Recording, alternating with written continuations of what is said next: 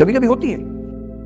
मैं बुद्ध की मजबूरी सोच के परेशान होता हूँ कई बार, और फिर मैं सोचता हूँ कि काश यशोधरा जैसा व्यक्तित्व सबका होता।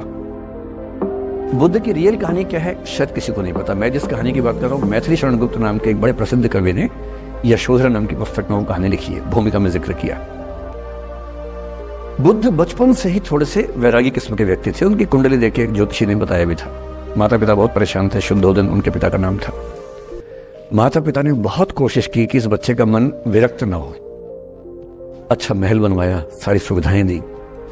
जैसे ही बुद्ध थोड़े से किशोरावस्था में आए, उस समय की दुनिया की सबसे खूबसूरत महिला से, लड़की से, यशोधरा से उससे शादी करवा दी। यशोधरा के पिता ने काफी एग्जाम लिए बुद्ध जी के, वो सारे एग्जाम में पास हुए, तब जाके शादी हुई। ऐसे नहीं हुई, शादी हुई। तो बुद्ध भी ठीक था, रमे रहे उस जीवन में। बेटा हुआ उनका राहुल। अब बुद्ध की विरक्ति का भाव बढ़ता जा रहा था। 29 साल की उम्र के आसपास ऐसा हुआ कि उन्होंने एक मृत व्यक्ति को देख लिया, एक बूढ़े को देखा, एक भिखारी को देखा, एक बीमार को देखा।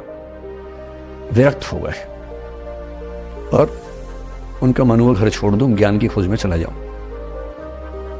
अब ज्ञान की खोज में जाए, उनको पता है कि भाई मेरी पत्नी भी है, मेरा बेटा भी है, राज्य भी है, कैसे छोड़ दूं?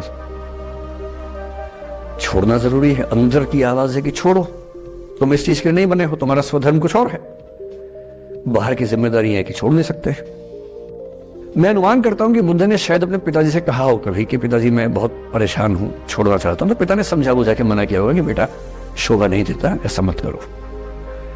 हो सकता है पत्नी से भी बात की हो, पत्नी ने भी कहा हो कि ये क्या बात हुई, हम सबका जीवन तुम पे टिका है, बच्चा अभी बिस्तर से भी नहीं उतरा है, अभी तो चलना भी नहीं शुरू किया है, तुम ऐसी बात कर रहे हो।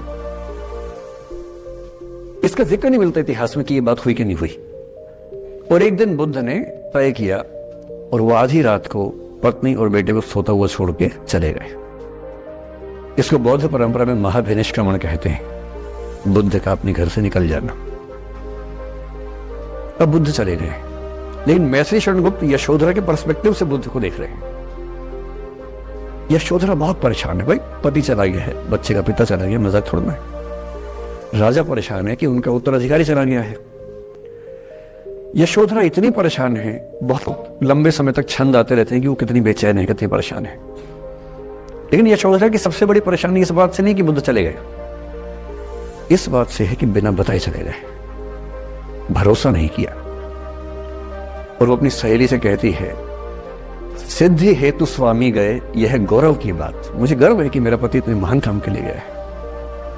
सिद्धि हेतु स्वामी गए, यह गौरव की बात, पर चोरी चोरी गए, यही बड़ा व्याघात। सखी वो मुझसे कहकर जाते, कह तो क्या वो मुझको अपनी पथ बाधा ही पाते, क्या मैं रास्ता रोकती उनका? उसके मन में ये मलाल है कि बिना बताए चले गए। वो इस भाव को लेट गो नहीं कर पा रही, परेशान है। फिर बुद्ध को ज्ञान मिला 6 साल की तपस्या के बाद, बोधगया में बोधि वृक्ष के नीचे ज्ञान मिला। बात फैल गई। जो 5 शिष्य बुद्ध को छोड़ के भाग गए थे उनके बुरे वक्त में, उन्हीं 5 को बुद्ध ने सबसे पहले ज्ञान दिया सारनाथ में, जिसको धर्म चक्र प्रवर्तन कहते हैं। बुद्ध की ख्याति बढ़ने लगी। शुद्धोदन ने बुद्ध के पास, अपने बेटे के पास कई लोगों को भेजा ये कहने के लिए कि भाई यहां भी तो आओ, हमसे भी तो मिलो। बुद्ध का ऐसा प्रताप था कि जो उनके पास जाता वो बुद्धम शरणम गच्छामि हो जाता, वापस ही नहीं आता। तो फिर शुद्धोदन ने बुद्ध के बचपन के एक दोस्त को ये कह के भेजा, भैया मैं जानता हूं तुम वापस नहीं आओगे, पर प्रभावित होने से पहले बोल देना कि पापा याद कर रहे थे। तो वो गया, उससे वायदा निभाया, हो तो गया, बुद्ध के संग में दीक्षित हो गया, पर वायदा निभा दिया। तो बुद्ध ने कहा जरूर जाऊंगा, पिताजी की आज्ञा तो जाऊंगा ही जाऊंगा। बुद्ध पहुंचे अपने कपिल वस्तु, जो अपना इलाका था वहां पहुंचे।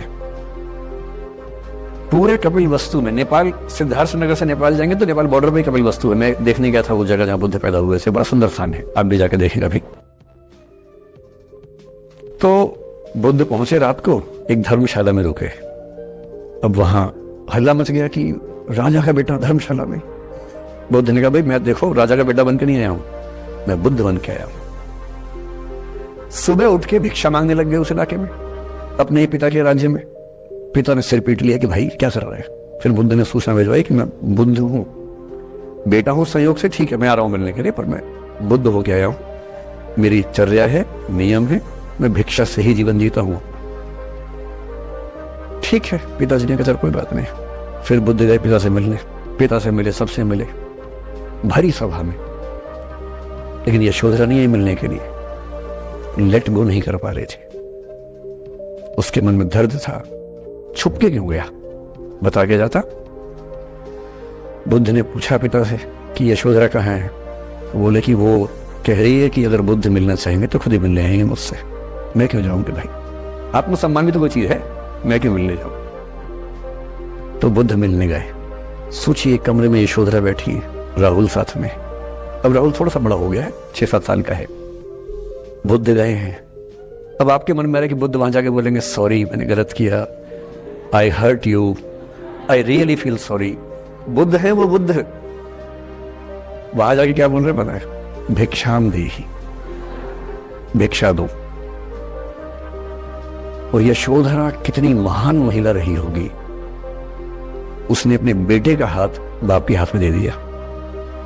लेट गो का इससे महान उदाहरण दुनिया के इतिहास में नहीं है कि चलो आखिर तुमने आके झुक के कुछ मांगा तो सही। उसकी जितनी ईगो थी, अहंकार था, सब विगलित हो गया। और जो औरत परेशान थी कि मुझसे बिना बताया गया, उसने अपने बेटे को दे दिया कि इसको लेके जाओ, क्योंकि मैं जानती हूं कि तुम महान काम कर रहे हो, और तुम महान काम कर रहे हो तो मैं क्यों बीच में आऊंगी भाई। मेरा पति महान काम कर रहा है तो मुझे खुशी होनी चाहिए, और तुम्हारी उस खुशी में मैं क्यों पीछे हटूं। बस मुझे भरोसे में लेके जाते तो और खुश होती।